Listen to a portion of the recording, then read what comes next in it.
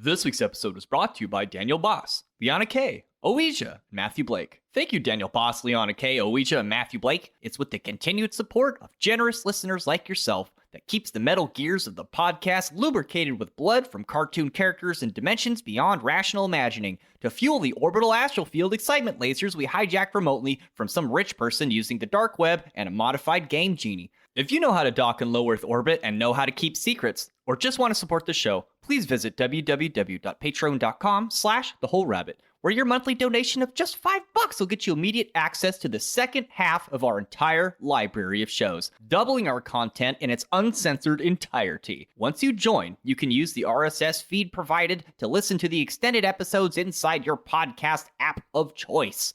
I'll even send you a 5x5 vinyl sticker of our Bunny Baphomet cover art and the secret keys to our Discord server where we monitor our satellites in real time. If you'd like to have your tarot cards read by yours truly, see our voluminous show notes, or even choose a show topic, there is a spicy support tier available for you as well. This week's episode has us discussing the Malleus Maleficarum, the resultant holocaust against women it unleashed, and the terrible things done in the name of witch hunting. We discuss how the Burning Times got started, how it evolved under the leadership of Heinrich Kramer, and how the many silly and absurd speculations within the Malleus Maleficarum have continued to inform stereotypes about witches right up until the present day. In the extended episode available on Patreon, we pull out all the stops to focus on medieval tools of torture used against suspected witches, modern-day witch hunts, and most importantly, a detailed account of the devil's double penis. Thank you, and enjoy the show.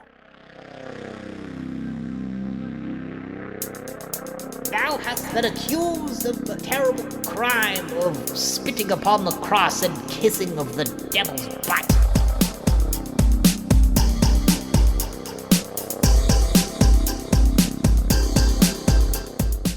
Yogi Mustachio Yoga Master. Green nutsacks. Green nutsacks on your chest chakra. That would be one of those terrible tattoos you'd see show up in those, random internet clickbait sites. Terrible tattoos. You scroll down, there's a giant green nutsack tattooed on someone's chest. It says net sock on it. Yeah. Green nutsack of love. Hello everybody, and welcome to The Whole Rabbit, where we don't just tell you that witches derive their power from forging pacts with the devil, selling their soul for the infernal power to vaporize cattle, steal babies without detection, and make penises disappear as they cackle into the moonlit night upon an enchanted broomstick on their way to the Sabbath to kiss the devil's hairy, smelly butt. Nay, we blow the dust off arguably the most evil book ever written and discuss in the murky bonfire twilight of Heinrich Kramer's misogynistic, perseverating, the hysterical, legalistic train wreck that were the European witch hunts, their trials against people, and the tortures they used, because this week we're discussing Malleus Maleficarum, the Hammer of Witches. I'm your host, Hack Rabbit, the king of these fair lands, and do declare an inquisition into the growing list of heresies being committed by enemies of the podcast and God. The proceedings this week will be administered by the inquiring Saint Mari of Corgi-sama. A woof. The adjudicator of astral asses, Malachor 5. Some fresh nails straight from the forge in my hands. And the Luciferian lady lawyer of Ludendorff, Hecka Astra. Hello. Did you or did you not touch the devil's penis? I might have accidentally bumped into it. She's a witch! How many times did you accidentally bump into it, Mari?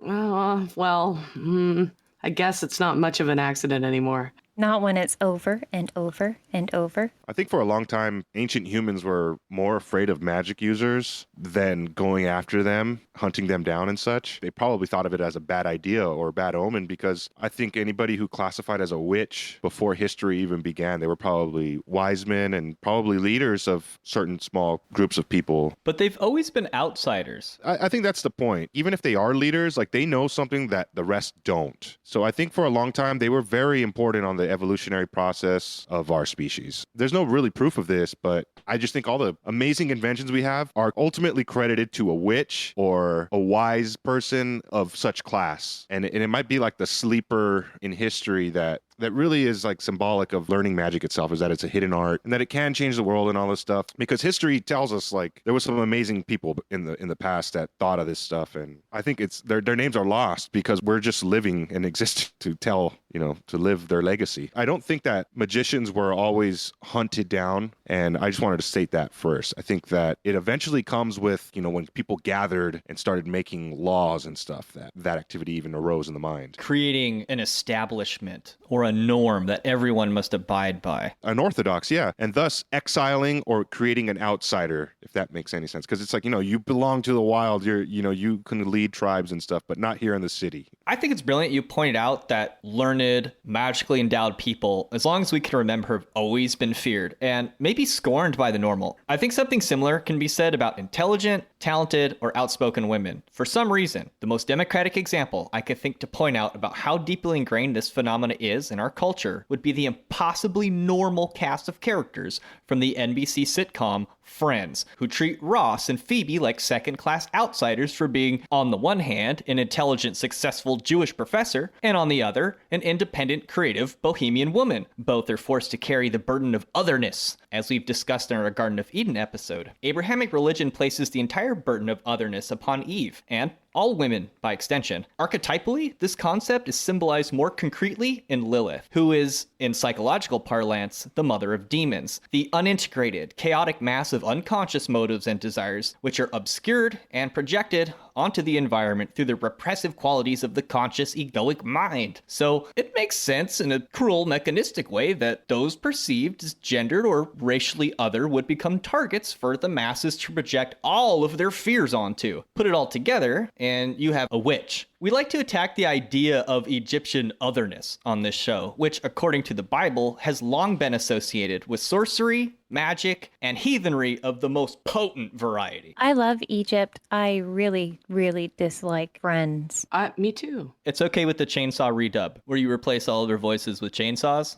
That would make more sense. That would make it more tolerable. Now, we could go to Exodus to point out how big of an idea sorcery is in association with Egypt, because Moses had to prove he was more powerful than the sorcerers of Egypt. Also in the Bible, Isaiah 19, the burden of Egypt. Behold, the Lord rideth upon a swift cloud, and shall come into Egypt, and the idols of Egypt shall be moved at his presence, and the heart of Egypt shall melt in the midst of it. Aw. Too. And I will set the Egyptians against the Egyptians, and they shall fight every one against his brother, and every one against his neighbor, city against city, and kingdom against kingdom. And the spirit of Egypt shall fail in the midst thereof, and I will destroy the counsel thereof. And they shall seek to the idols, and to the charmers, and to them that have familiar spirits, and to the wizards. Cool. And the Egyptians will I give over into the hand of a cruel lord, and a fierce king shall rule over them, saith the Lord of hosts. I believe the Lord of Hosts is the green nutsack. Yes. Bad cobble of jokes. As we've discussed earlier, quote, biblically accurate angels are just Egyptian goddesses, but with the Egyptian and the goddess removed, leaving the items they carried on their heads and the wings. To be fair, though, fear of witches goes back a lot further than the Bible. Yeah, there's many cultures that go all the way back. For example, we have Circe, the Greek enchantress and a minor goddess. She used wands and staff to turn her enemies into animals and was credited with having like vast knowledge of potions and medicines and herbs and such. So a lot of the being turned into animal curses were sometimes credited to her line of work. We had Babylon,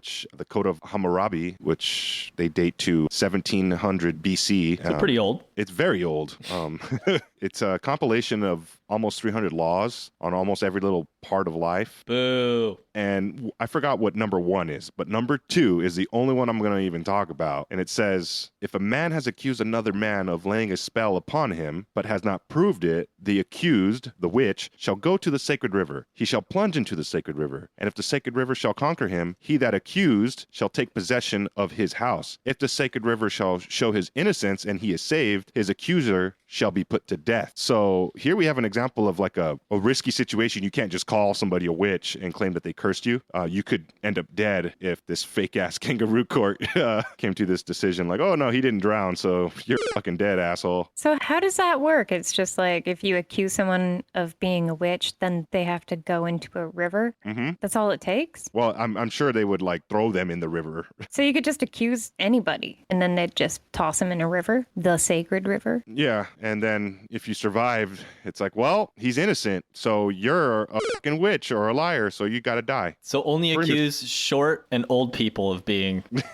Pretty much. They're not going to make it. Yeah, and even ancient Sumer, I guess that's Akkadian, old Babylon, old Mesopotamia. They had a thing called the Maklu, Maqlu, and it's like a daily ritual of anti-witchery, like spells, rituals and stuff that you do in the morning. They had it for like every hour of the day. So I'm only highlighting this is that because the existence of witches and this activity was believed to be true for all the way back in recorded history and for sure beyond that. So even before the Bible, people were afraid of witches and taking countermeasures against them. Absolutely.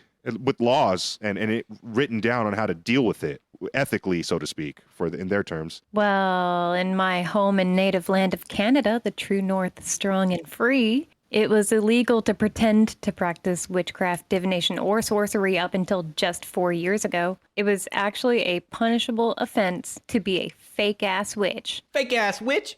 So the Criminal Code of Canada, Section 365, which was in place since 1892 up until December 2018, stated the following. Everyone who fraudulently pretends to exercise or to use any kind of witchcraft, sorcery, enchantment, or conjuration, undertakes for a consideration to tell fortunes, or pretends from his skill in or knowledge of an occult or crafty science to discover where or in what manner anything that is supposed to have been stolen or lost may be found, is guilty of an offense punishable on summary conviction. So, yeah, no fake witches or fortune tellers. And charges of this heinous crime of witch quackery occurred right up until it was scrubbed from the criminal code in 2018. And one of the convicted women was a 32-year-old from Ontario named Dory Stevenson, owner of the shop Milton Psychic, who scammed a person out of $60,000. When you put it like that, fake witches aren't fake at all. They're just scam witches. Also a menu item at McDonald's. The scam witch. So Stevenson had led the victim to believe that only she was capable of assisting them in avoiding a disastrous event through continued payments for her services. And another Ontario woman, 33-year-old Tiffany Butch, who called herself the White Witch of the North, was the last person to be convicted of being a fake-ass witch and psychic. And she had done the same thing as Stevenson, claiming that only in paying for her mystical services could the client's family's bad fortune in the future be avoided. And her conviction was finalized just 2 days before the law was taken out of the books. Aw. She fucking deserved it, though. I know, but she almost got away with it. There was even somebody in our Discord that is a very cool person. I don't want to name drop, but they were posting pictures of their chat with one of these people, and they're like, you got a big curse coming your way. You better pay me money. And then they were like, you know who I pray to? Like they started getting mad at me. They're like, fuck off. I'm not going to give you money. And I was like, yeah, that's some meme-worthy shit. I like it that they had the law in place, but at the same time, if you want to pay me to tell your future because I have done research in astrology and tarot, I should be able to do that. Yeah, people should be able to consent, but they shouldn't be coerced that way into... That's called extortion, you know what I'm saying? Yeah, the that's thing a weird is, one. I'm a little bit sad that this law isn't in place anymore, and I know that there's probably a lot of Canadian Wiccans and pagans that disagree with me because they feel as though it's prejudiced against witches, but if you're not a fake-ass witch, you don't have to worry about it. Yeah, you just got to get good. They're not, hating on actual witches. They're hating on the fake witches that are scamming people. It's just like how a doctor has to say they practice medicine. They don't know anything. They practice on you. Just like that's the same thing for a witch. Witch doctor, same fucking thing. Getting scammed like that is actually very common. It's similar to how when you see a massage parlor, there's a good chance there might be prostitution going on there. If you see a psychic, it's a good chance they may be in the business of scamming you and bilking you out of your money with a supposed fake curse that's been placed upon you. Only they can cure you with all these expensive rituals and ceremonies or classes or whatever. So that makes sense. That law makes sense. As you might expect, there is, of course, witchcraft in the Bible. Looking back at the Old Testament in Deuteronomy 18:11 through 12, it states, Let there be none found among you, anyone who immolates his son or daughter in the fire, nor a fortune teller, soothsayer, charmer, diviner, or caster of spells, nor one who consults ghosts and spirits, or seeks oracles from the dead. In this instance, like many others in the Bible, witchcraft is not regarded as specific to one gender. Like dudes could be witches and do witchy stuff in the Bible. It wasn't just women. Yeah, like how I'm a wizard, even though witches are supposed to be girl wizards. You can also have boy witches. They don't have to be warlocks. I honestly think the most famous magician, magic user in the West is Jesus Christ. He's a fucking witch. For starters, he's a necromancer. He brought back Lazarus from the dead. That's a pretty badass spell. That's necromancy for sure. Yeah, he was dead. Homeboy was gone. So, Jesus is a witch. He's a witch. Crucify him. He's a witch. of course, there's Bible verses in the Bible that tell us this. They even called him the father of demons in some instances. In Matthew 12:22 through 32 says, Then was brought unto him one possessed with a devil, blind and dumb. And he healed him, insomuch that the blind and dumb both spake, and he healed him, insomuch that the blind and dumb both spake and saw. And all the people were amazed, and said, Is not this the son of David? But when the Pharisees heard it, they said, This fellow doth not cast out devils, but by Beelzebub, the prince of the devils. And Jesus knew their thoughts, and said unto them, Every kingdom divided against itself is brought to desolation, and every city or house divided against itself shall not stand. And if Satan cast out Satan, he is divided against himself. How shall then his kingdom stand? If I by Beelzebub cast out devils, by whom do your children cast them out? Therefore they shall be your judges. But if I cast out devils by the Spirit of God, then the kingdom of God is come unto you. I'm Jesus. I do what I want. You're welcome. And in another verse, John 5:18, it's talking about how Jesus healed somebody on the Sabbath. And when asked about it, he says that God is working on the Sabbath. And 5:18 says, This was why the Jews were seeking all the more to kill him. Because not only was he breaking the Sabbath, but he was also even calling God his own father, making himself equal with God. And from what I understand, Muslims don't see Allah as father. And they view this idea as kind of gross and weird. Christ was well known for referring to God as Abba, which is closer to how a child says daddy or dada, as opposed to dad or even father. So the band Abba is like God? Daddy. Sky Daddy. Ab is father. Abba is like dada. The verse that always comes to mind for me in the Bible that refers to witches is Exodus 22:18, which says, Thou shalt not suffer a witch to live. This becomes a favorite passage of Heinrich Kramer, who at first has a lot of trouble convincing people, and actually does throughout his career. Prior to the Inquisition, witchcraft was seen a little bit like it is today on Instagram and Twitter, a folksy tradition with a bouquet of remedies from a bygone era. Similar to belief today, witchcraft was divided into white and black, but even in the case of suspected black magic, punishment rarely exceeded confession, repentance, and community service. Prior to the witch burning times, it was generally accepted that a woman's default spirituality involved a more direct, experiential approach to divinity, making trance states, moments of ecstatic bliss, and prophetic visions something that fell squarely within the norm. The fanatical hunting, burning, and prosecution of witches would only come after Christianity had endured 10 centuries. In fact, Pope Gregory VII once wrote a letter to King Harold III of Denmark in 1080, urging him to not blame certain women for the decline of crops or any other of life's various misfortunes. Only 100 years earlier, the Canon of Episcopi declared that witchcraft was largely a fantasy and the remnants of other older traditions passed down through family lines in the Holy Roman Empire. For this reason, witches were not burned as heretics by ecclesiastical law. That honor was reserved for true religious heretics, like the Cathars. One of the most famous burnings of heretics of all time took place at Castle Montségur in Languedoc, or southern France, 1244, during the early days of the Inquisition. In fact, we might say this is where the entire heretic burning craze for the Catholic Church truly began. Castle Montségur stands on a limestone peak at an altitude of 1,207 meters. It's surrounded by cliffs 80 to 150 meters high, and at the time was home to the Cathars, who preached a form of Christianity originating in the East and virulently opposed Catholicism. The word Cathar is related to the Greek kataros and means pure, yet in Germany and France, they were known as the Catar or the Catier, due to the local mythology that they worship the devil in the form of a cat. Sounds kind of fun to me. Sounds like us today. That Greek kataros is also the root for Catherine and Katrina. Oh. In reality, Catharism was the heir to Manichaeanism, a dualist philosophy from the 3rd century founded by Mani in Persian Babylonia, which conceptualized the world as an absolute duality between the all-good immaterial spirit and the purely evil and satanic world of matter. Some describe it as a syncretic form of Zoroastrianism and Mazdaism, which originated on the banks of the Indus. Mix in a little 3rd century Gnosticism, and you have Catharism, a fearsome enemy of Christianity. The Catholic Church responded by wholesale slaughter, once massacring as many as 30,000 indiscriminately in Beziers, where but 400 heretics had been hiding out. Famously, this is where Arnaud Amaury had given the order, "Kill them all! God will know his own!"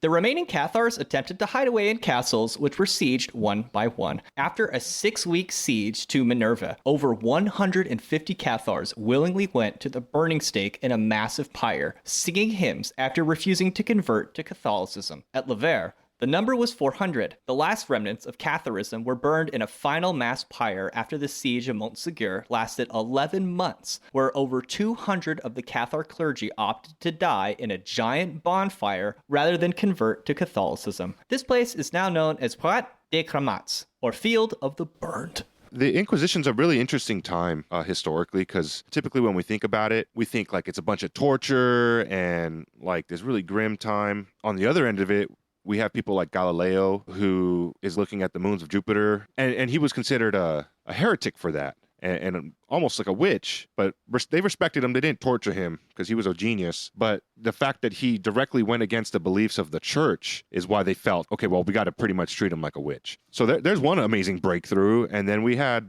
accounts of like, positive outlooks on magic users, like somebody like Joan of Arc, that historians consider that she may have been schizophrenic or something like that. And she had like auditory hallucinations and stuff. But they still attribute her to doing miracles and like leading armies and such at 19 years old. But the fact that she was like breaking gender roles was anti-Catholic. So, they had to burn her. And the fact that she dressed like a man, they had to burn her. But they respected and they sainted her eventually. Eventually people looked at what she did, which may have been considered like evil in the first place, or magic even, because she said she saw visions of victory and stuff. And that's why she should lead battles. Much like how John Dee was looking into crystal balls and transmitting messages about storms that are going to destroy the Spanish fleet when they invade. And he was Queen Elizabeth I, court magician, and he did end up having a weird life after she fell out of power, because a lot of the people just didn't like witchcraft, and they wanted to create, a new Christian empire with England as the,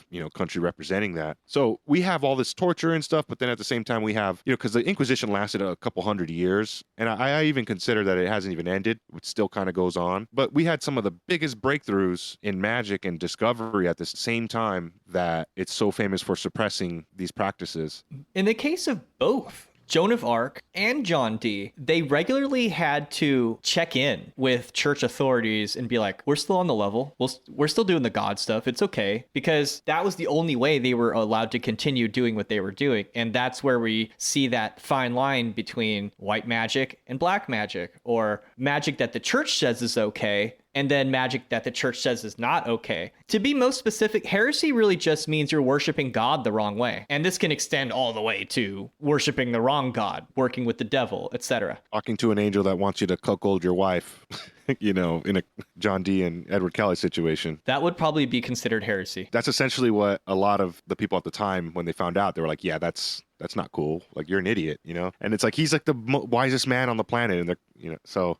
It's an interesting time. It's an interesting era where it's kind of like a usurpation of the magical powers, I guess, at the same time suppressing. The too long didn't read for that is John Dee, the guy whose library was really the first scientific library in Europe. When he talked to the angels of God, they sort of told him to wife swap, and he did it. And they did eventually burn his library down because it was heresy. So if you were someone that had a contribution to culture, even in a religious format where you thought you were going by all the rules, you were riding a razor thin line between being like a hero or being burned at the stake. You could say it's a high stakes game. Ha ha. Ha ha.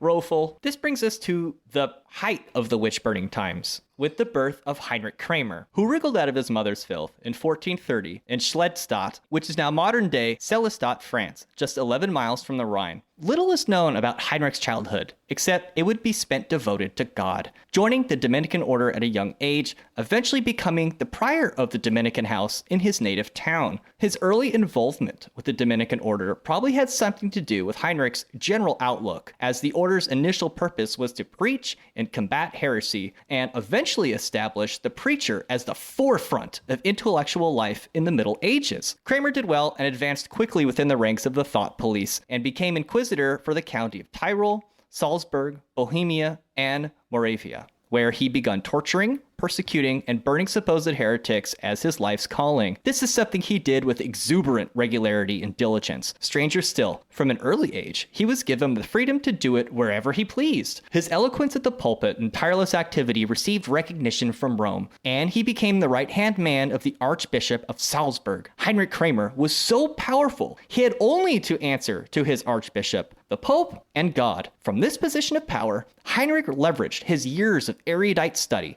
mixing the words of Aristotle, St. Augustine, and Thomas Aquinas into a tapestry of argument designed to blow out anyone who opposed him, and people often did. For instance, the civic courts in what is now Germany were getting tired of his shit. They argued successfully that Kramer was disobeying Alexander's Papal Bull of 1258 and circumventing their legal jurisdiction, which sent Heinrich packing for Rome to plead his case to Pope Innocent VIII, who agreed with him and issued Summus Desiderantes Effectibus on December the 5th, 1484, which declared witches as heretics and explicitly gave the Inquisition, and Heinrich Kramer specifically, permission to hunt and prosecute these witches and however and wherever they saw fit. Now, with Heinrich Kramer having his cavernous sleeping bag-like butthole of a personality made sanctified under Pope Innocent's new edict, he strolled wantonly back into Germany as a loathed outsider who was known for his dirty politics and a petty personality prone to manipulating scripture for his own ends.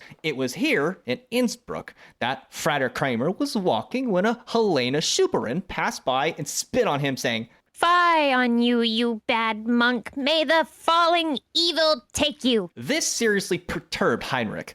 After all, it was not the first time Schuberin and he had crossed paths, as the impending trial would soon discuss. Helena Schuberin had done her best to avoid Kramer's sermons, which was bad enough, but she also encouraged others to not attend and even heckled him on stage once. Further still, Helena had a number of rumors and unproved accusations against her already concerning dark sorceries, so it surprised nobody that she eventually ended up in Heinrich's clutches in the midst of a trial where she was accused of witchcraft. What did surprise everybody, however, was how Heinrich approached his cross-examination of Helena in his attempt to prove her guilty of being a witch. He argued that while it was ridiculous to level claims of heresy against upstanding citizens, heretics had a lifelong habit of being sluts, and then continued to launch barrage after barrage of personal questions aimed at Schuberin about her sexual history, including how and where she lost her virginity. This proved to be the final straw, and the citizens of Innsbruck and its respective casts of civic authorities became adamant that Heinrich get the hell out of town before one of the countless people he was pissing off came to do him irreversible harm. Scorned, full of pious hatred and something to prove, Heinrich Kramer retired to Cologne, where he feverishly wrote what some people call the most evil book in history, the Malleus Maleficarum, which would become the most circulated book next to the Bible for the next 300 years, and where countless stereotypes about the witch would become cemented into our culture from that point forward. An interesting thing to point out about this historical period again is the invention of the printing press and how quickly books were distributed, spread the message very quickly. And at the time, anything that was printed was considered fact. So if you read it, if you were able to read it, it was essentially considered a fact. So everything in this book, people took very seriously because it was written. Like on the internet, everything on the internet is true. right? Kind of what I wanted to just say without saying it, but yeah, If you believe everything you read, you better not read. damn right. So now that we're talking about the Malleus Maleficarum, the word malleus is Latin for a mallet or a hammer. It's also the name of a hammer-shaped bone in your ear for any biology nerds out there. Maleficium is a Latin term that originally meant wrongdoing or mischief, but in Roman times it came to gain more specific associations with magic or occult methods that were evil or harmful. So it came to define an act of sorcery or witchcraft with the intent of causing injury, harm, or damage. Maleficus would be the word used for someone who practices maleficium, so a witch, and Maleficarum is the plural for those practitioners, which would be witches. So Malleus Maleficarum, the name of this book, means the hammer of witches. The book we discussed last week by A.W. Dre about becoming a vampire suggested attaining one of these once you were truly powerful.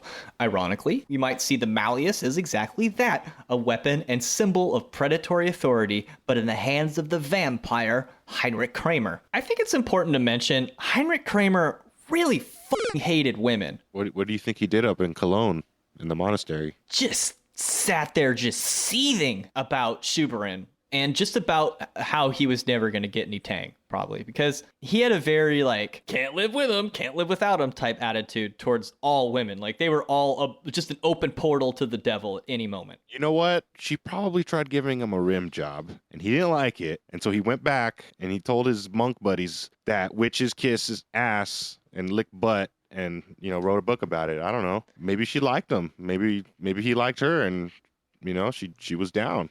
Listen, Mal, she was a burger, which means she was a respected elite in medieval German society. Hey, man, sounds like she's got class. Classy burger. Ain't nothing wrong with kissing butts.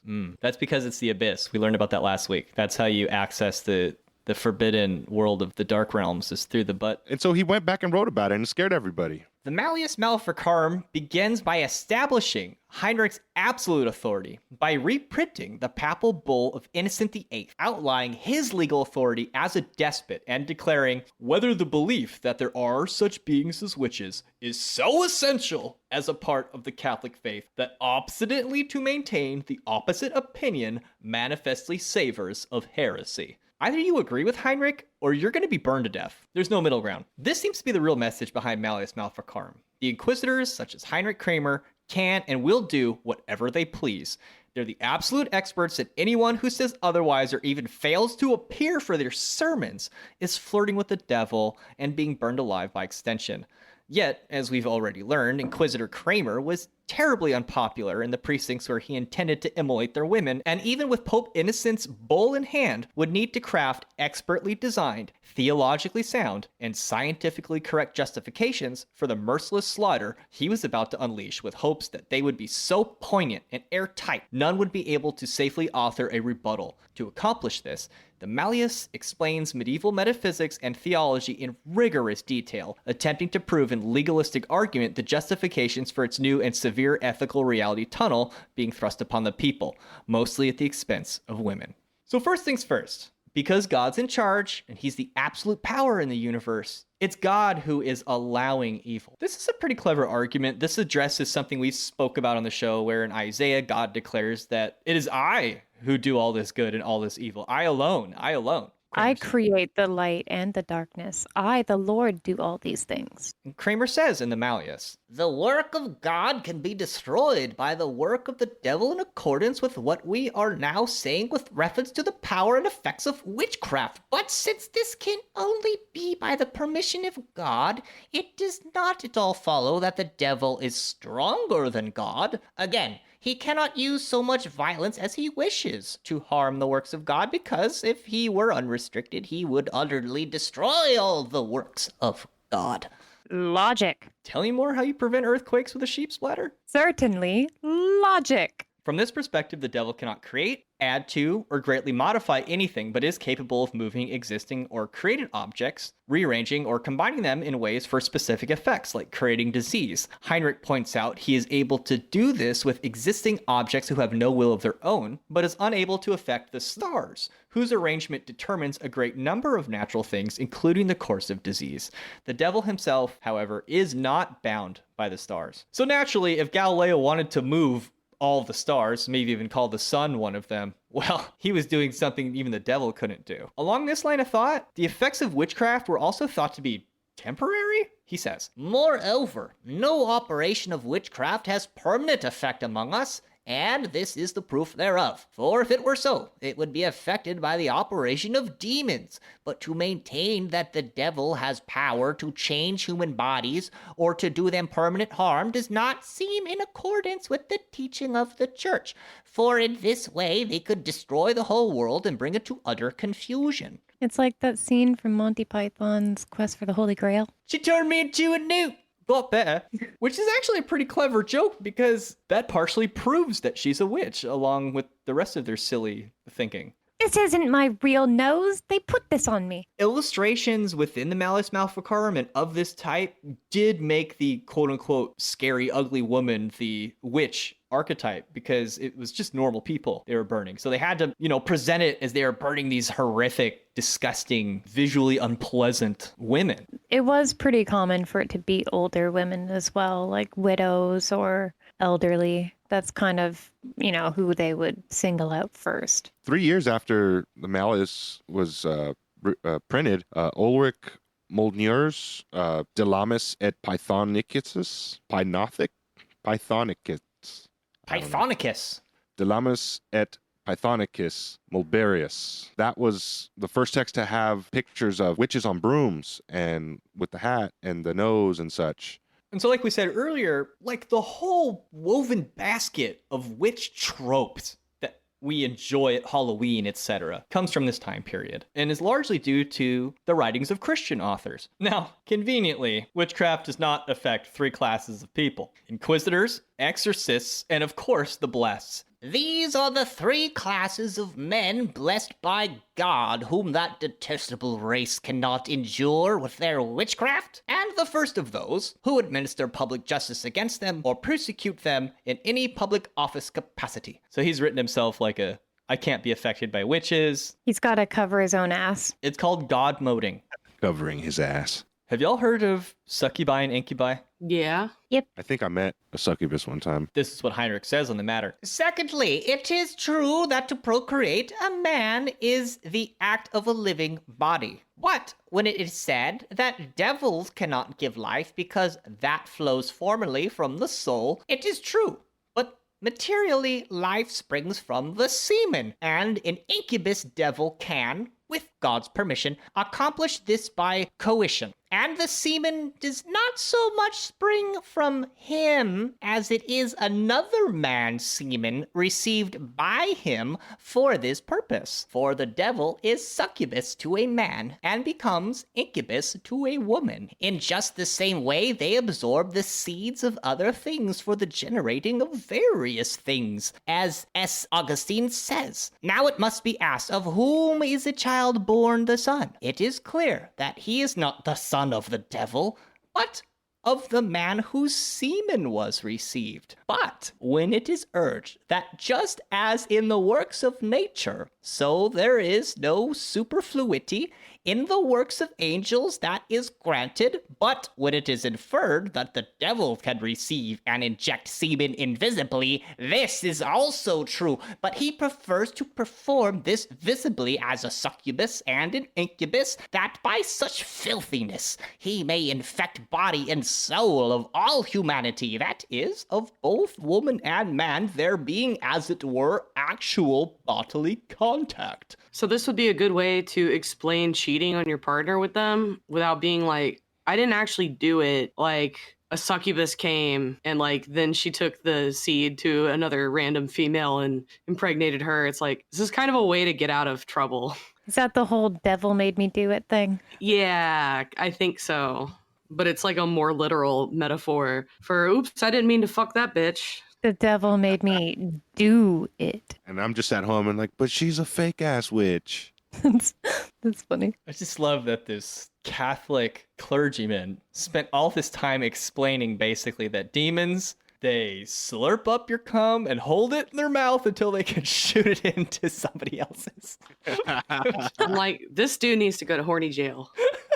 How long do you think these people sat around talking about this? Do you think it was like a 4-hour conversation? Do you think it was a few days? Like they're just Look, talking about semen for days? They were doing this shit. Like, who, you're writing about it. It's probably because it's like, damn, we really did get all fucked up on some monk ale and do that last night. Let's just write about this. And What happens next? Like what happens with the semen? Well, here's the thing. Demons are specially designed for transporting fresh semen at high velocity. Wow. through dimensions, apparently. Well, you'll see why.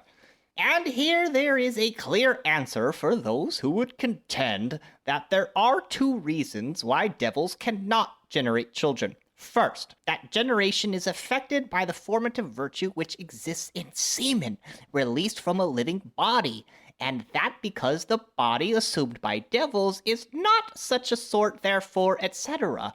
The answer is clear, that the devil deposits naturally formative semen in its proper place, etc. That means a woman's vagina. That's the proper place. In case there was any confusion. In case anyone was... That's where it goes. That's what they're for. It's not very clear what that means, so thank you for clearing that for my innocent mind. It certainly doesn't go in the butt. Never in the butt. That's for vampires. Secondly, it must be argued that semen has no power of generation except as long as the heat of life is retained in it, and that this must be lost when it is carried great distances. The answer is that devils are able to store the semen safely, so that its vital heat is not lost. And even that it cannot evaporate so easily on account of the great speed at which they move by reason of the superiority of the move over the thing moved. Okay. Semen moves very quickly on the demon highway. Must be popular. It's just AC/DC playing on Highway to Hell, and it's just a bunch of fucking cum trucks. Bunch of cum trucks carrying scandwiches. So as we've discussed, here we have the Catholic clergy throwing around all their best academic ideas about who the devil is, and now we're going to move on to the fallen angels and demons that work underneath Satan. Nah. So some Catholic demonology. But the very devil of fornication, and the chief of that abomination, is called Asmodeus, which means the creature of judgment. For because of this kind of sin, a terrible judgment was executed upon Sodom and the 4 other cities. Similarly, the devil of pride is called Leviathan, which means their addition, because when Lucifer tempted our first parents, he promised them, out of his pride, the addition of divinity. Interestingly, demons are ordered into rank only after they've been deputized to mess with humans. After all, demons are disorderly where God is orderly. Secondly, it can be said that the devils deputed to work are not in hell, but in the lower mists, and they have here an order among themselves, which they will not have in hell, from which it may be said that all order ceased among them, as touching the attainment of blessedness, at that time when they fell irrevocably from such rank, and it may be said that even in hell there will be among them a gradation of power, and of the affliction of punishments, inasmuch as some and not others will be deputed to torment the souls. But this gradation will come rather from God than from themselves, as will also their torments. So this idea of demons having a militaristic order, he seems to suggest that this becomes a thing in the quote-unquote lower mists, which interestingly, we've looked at Aristotelian philosophy, which says things can be generated from water or from the mists. The mists are seen as like this thing that occurs in nature, and otherworldly influence can flow through it. So like that's where the demons are flowing through too. They're also saying it's a lot like angels. There's like archdemons, and Marquise. That's a different terminology than what they probably use in the book, but there's ranking, which makes sense because angels also have rank. I think it's important to note that Johann Weyer, which we've discussed in one of our demonology episodes, he actually wrote one of the books about how the demons were ordered. And it was Johann Weyer who saw the obsession with witchcraft for what it is. An obsession, and an irrational one at that. He had his own ideas of how to deal with witchcraft. He thought that women that believed they had power from the devil really just needed to lighten up. They needed to go outside more. They needed to learn how to dance, and they needed to have good sex. He said that if you gave that to a woman, their obsession with witchcraft would fade away because it was just a response to stress. It was a sort of mania, is how he described it. Johann Weyer is the author of Pseudomonarchia Daemonum that we talked about in the demon episode, just as a recap. And so not everyone agreed with Heinrich Kramer. According to Heinrich Kramer, even though demons are pure confusion and disorder, they do agree on some things. It is said that there is agreement among devils, but of wickedness rather than friendship, in that they hate mankind and strive their utmost against justice. For such agreement is found among the wicked, that they band themselves together and depute those whose talents seem suitable to the pursuit of particular iniquities. Along this line of reasoning, some devils / fallen angels are more powerful and evil than others. Fifthly, although imprisonment is equally decreed for all, now in the lower atmosphere and afterwards in hell, yet not therefore are equal penalties and duties equally ordained for them. For the nobler they are in nature and the more potent in office, the heavier is the torment to which they are subjected. Likewise, if Lucifer is the highest angel, he would be the most punished, let's say. It's kind of like how I always heard, like, if you know about, the gospel and the story of Christ and all that stuff, and you still sin, you suffer more in hell. I guess for angels, the higher you are, the harder you fall, or the, deeper you go. Now listen up, guys. This is where the really important stuff comes up, okay? You need to know, the devil can make your penis disappear. Again, as has been said above concerning the generative powers, the devil can obstruct that action by imposing some other body of the same color and appearance, in such a way that some smoothly fashioned body in the color of flesh is interposed between the sight and touch, and between the true body of the sufferer, so that it seems to him that he can see and feel nothing but a smooth body with its surface interrupted by no genital organ. So, like that Marilyn Manson album cover? If we don't stop the witches right now, it's going to be dope show for you and your little pee-pee too. Hey, I've had the dream of not having a penis before, though. It is kind of freaky. It's just smooth. Have you ever had that dream, Luke? No. It's weird. But there was such a thing called spectral evidence back then. And if you had a dream about something, you can accuse people of it. So I found that kind of weird, that like I've dreamt of not having a penis, and imagine being told that, that's the work of witches, and you'd be like, yeah, all right, I know who it is. Let's go get them. What if you were a chick that had a dream of having a penis and it freaked you out? The devil can do that too. This evil of the devil creeps through all the sensual approaches. He gives himself to figures. He adapts himself to colors. He abides in sounds. He lurks in smells. He infuses himself into flavors. Let it be known, it is possible for the devil to remove the penis in actuality, and witches steal men's penises and keep them alive in birds' nests. Obviously. What do they feed the penises? Worms? Seeds? Jello? Do they water the penises like a plant, or do they feed it the worms like a baby bird? Is it like a Tamagotchi? Do you have to like play with it? Yeah. Feed yeah, it? you do. Otherwise it gets sad. Well, we wouldn't want that. I mean, I just put mine in a bowl of guacamole and let it go to town. Green nut sack. There you go again. Well, Malachor is the Lord of Hosts now. yeah, the fucking devil's got a sombrero on sometimes and a bowl of guacamole, and he's like, here, handle. Do they make penis head-sized sombrero hats? Oh, for sure. That's got to be like a business, like penis costumes.